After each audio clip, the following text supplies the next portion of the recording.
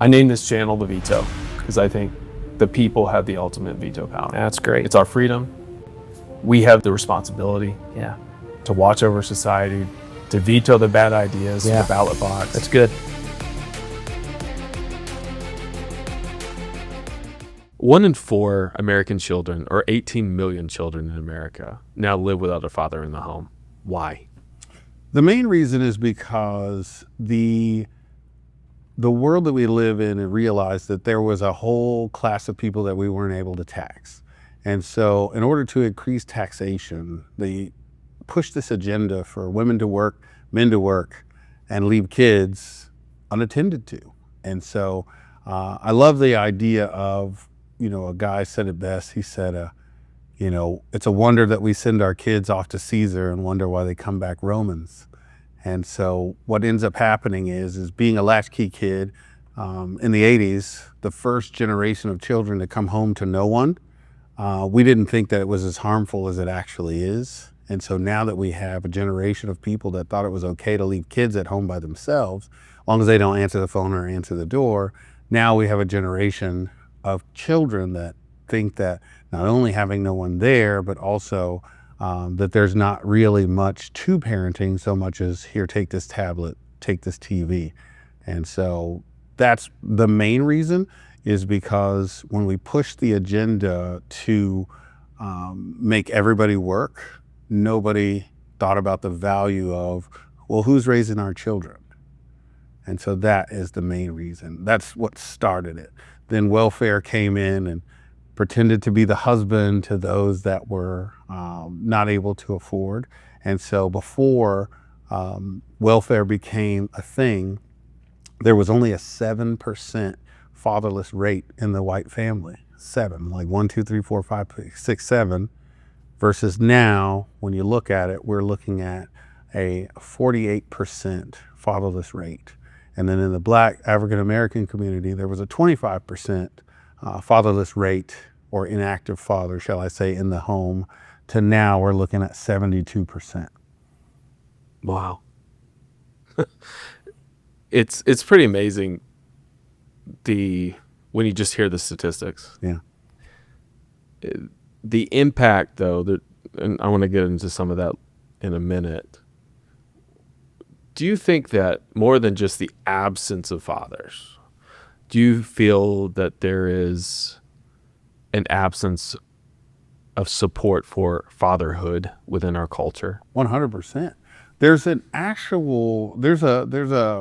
what do they call it? A kind of a theme going on right now where they ask, women, would you rather be in a field with a man or a bear? And they're like, I'd take a bear any day. And I started to ask women, have you ever seen a bear? Have you ever seen what happens when a bear is hungry? Like, it's not what you think on TV.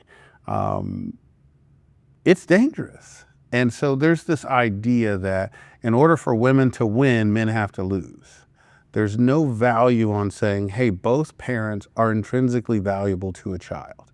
Mom brings something different than dad's. It's not always the same in every household, but mom has a purpose, dad has a purpose, else it wouldn't require both to create one. And so that's where I think our biggest issue is that moms and dads are being pit against each other. And it's not seen as, hey, we both have something to add and give value to our child. And so therefore we both must be engaged. Mm-hmm. You used the word intrinsic, and I think that's a great way of putting it. When I first became a dad, I've got 2 boys.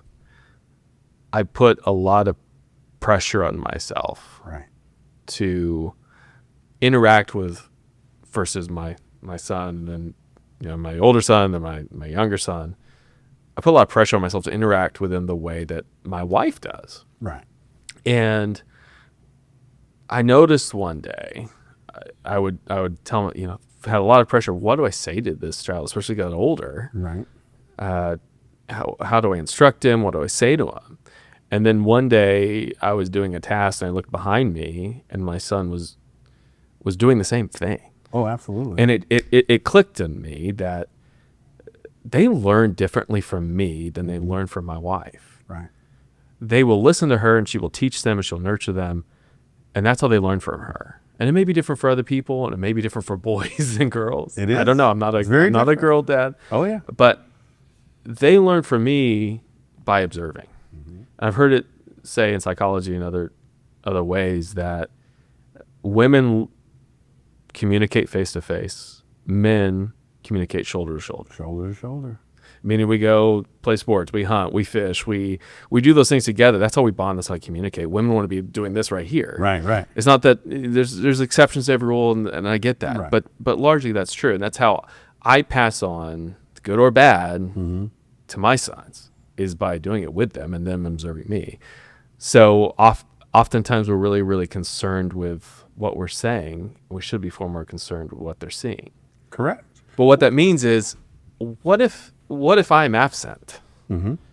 What impact does that have? What is the impact, you think, on these 18 million children that are without a father?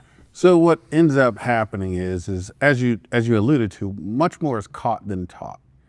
When young boys especially are learning from mom, they're learning what to expect as of being a man, right? Because they're being told, they're being talked to, they're being nurtured, as you said. But you are showing them the example of what a man is, what he does, how he feels, how he acts. When you don't have that, what ends up happening is you have this void. And so this void has to be filled with something. A lot of times what ends up happening is they use the idiot box to program them, which is the TV. And unfortunate for most of us that grew up in that era, because you got to think, okay, I grew up in the 80s, right? I was lucky enough to not have cable, so I did a lot of Nick at Night. So I learned the Dick Van Dyke, Patty Duke, the old Dobie Gillis, like I've seen that version, Leave It to Beaver. And then I also saw, Full House, Married with Children, and all those different things. So what I didn't realize was, as a man, as a father, as a husband, in those TV shows, problems get solved in a commercial break. In real life, that's not how that happens at all. There's a lot of crow eating, as they like to call it. Sometimes, this is one of the things that I learned as a husband, through mentorship that I had to have from people that were smarter than me, is that sometimes you can be right, but be wrong at the same time. I had an example where me and my wife were fighting about a thing, and I said, well, what did you think a stay-at-home mother does? Now, as a married man, that was dead wrong. But I was trying to win an argument, but I wasn't paying attention to the tone and what I was actually saying to her, because I had just diminished everything that she brought to the table in a simple comment of trying to win an argument. And so when you don't have a father in the home, you don't understand what it looks like to handle pressure, what it looks like to regulate emotions, what it looks like to understand the difference between when your body ends and someone else's starts. You don't understand resilience fully. There's a lot of different things that a father teaches that mothers just don't. Not because they're incapable, it's just not how it's designed to be. In terms of outcomes, I want to go here now. According to the American First Policy Institute, fatherless families are 4 times more likely to live in poverty than married couples. Fatherless children are more likely to abuse drugs. Children from single-parent families are twice as likely to suffer from mental health problems. 84% of homeless families are headed by women. 90% of homeless and runaway children come from fatherless homes. 63% of youth suicides are from fatherless homes. 70% of juveniles in state-operated institutions come from single-parent homes. 100%. What do you make of that? So one of the things that I think is very interesting about these numbers is this is absent of a father or a positive male role model in the home. And so it's not just you don't have a dad, you don't have a man to be able to help you navigate these things at all. And so when I started to go through and look at these statistics, they've been tracking this stuff for a really long time. I mean, the suspension and expulsion rates, the chronic absenteeism, all the things that we say as a society that we want to fix can be fixed by having a present and engaged father. Again, when you're talking about what happens when these things are absent, you're giving someone who is trying to figure out who they are, why they are, and how they are. They only have one side of the story. And being a guy that grew up in a single mother home, My mom would tell you to this day, I've never said anything negative about your father. And I believed it up until 2 years ago. Well, you know what I discovered 2 years ago? That every time I did something wrong, guess whose son I was? Every time that I did something bad or unbecoming, guess whose son I was? But every time I got an award, guess whose baby I was? Guess whose son I was? And so I started to understand that everything bad or negative about me was my father's fault. Everything good and perfect that happened to me was my mom's fault. So that creates an internal battle to where substance abuse, like I said, chronic absenteeism, abuse, and all these other things that are coming into play are me just trying to express myself, because half of me is inherently bad, is what I'm being told by society, and the other half is good. But the problem is I can never be a woman. And so with me never being able to be a woman, how do I fix that? And so that thus brings in the trauma that we experience. I mean, these things are happening on a daily, weekly, monthly basis. And then even dads that are trying to step up and step in, where do they go to learn this? This is why I had to start the organization that I did, is because I was a father that was looking, where do I go to learn what I don't know? I mean, there's fathers that grew up with fathers that know what that expectation is like, that know what it's like to have a man in a home, what that accountability is like. There's people that were abandoned or have unfortunately lost their fathers. And so they don't know what they don't know. And then you have to vet all of your information. And as you can imagine, I mean, we're seeing it with the internet explosion. Vetting information is almost impossible in this generation. The internet doubles every 4 seconds. There's like every person that tells you this is good, you can find 12 people that tell you this is bad. Right. And so then where do you get that trusted information? And that's the bigger problem that we have right now. You mentioned Birthright Living Legacy, and I want to talk more about the work that you do, but I'd like to start from the beginning. You mentioned a little bit about your story. Would you mind sharing a little bit about your experiences that led you to really devote your time and effort to the role of the father? Absolutely. I was a young man that grew up with all the single mother statistics, prison, incarceration, suspension, expulsion, fighting, all the things that you're supposed to do, which I thought were just my story. But then I found out that there's a system that creates these outcomes. And I was like, this is insane. So when I started to look, and I said, okay, so I had my then 3-year-old son, who's 16 now. And I held him up and I said, wouldn't it be great if I could be a dad all the time, and not just when mom is not dating someone or when she's not mad at me or upset? What would that even look like? And I heard this voice at the time. Nobody ever told me God's voice sounded a lot like me. And so this voice says, well, what would that take?